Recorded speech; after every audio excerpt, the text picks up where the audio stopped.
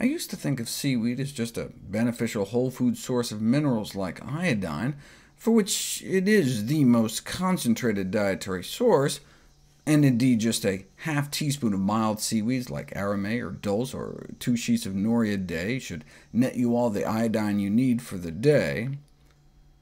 But the intake of seaweeds is advised not only as a whole food source of iodine, but also, evidently, for the prevention of lifestyle-related chronic diseases.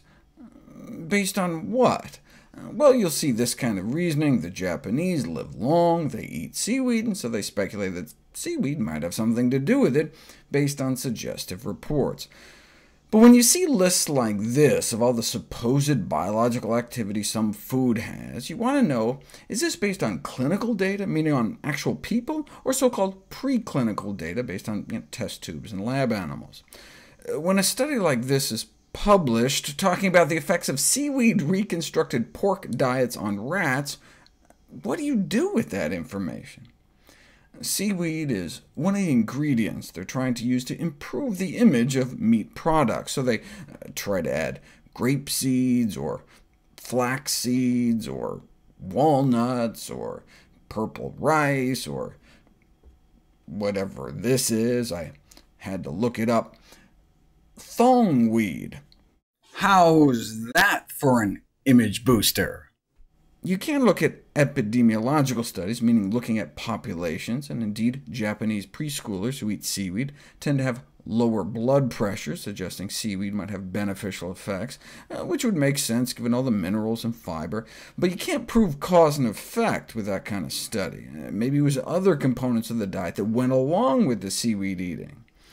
It's even harder to do these kind of studies on adults, since so many people are on high blood pressure medications. University of Tokyo researchers took an innovative approach by comparing the diets of people on low dose versus high dose versus multiple blood pressure medications, and although they all had artificially normalized blood pressure, those that ate the most fruit and sea vegetables tended to be the ones on the lower doses, supporting a dietary role for seaweed. But why not just put it to the test? A double-blind crossover trial found that seaweed fiber lowered blood pressure, apparently by pulling sodium out of the system. I know they couldn't use real seaweed, because then you couldn't fool people with a placebo, but why not just put whole powdered seaweed in pills, which was apparently finally attempted 10 years later. Compared to doing nothing, they got beautiful drops in blood pressure, but if you look deeper into the study, they desalinized the seaweed, meaning they took out 2/3 of the sodium naturally found in it, so it still doesn't tell us if eating seaweed salad is actually going to help with blood pressure. What we need is a randomized controlled trial with just plain, straight seaweed. But no one had ever done that study until this study out of Ecuador. 6 grams of wakame, natural sodium and all, led to a significant drop in blood pressure, especially in those who started out high. Side effects were all minor, and what one might expect, increasing fiber intake.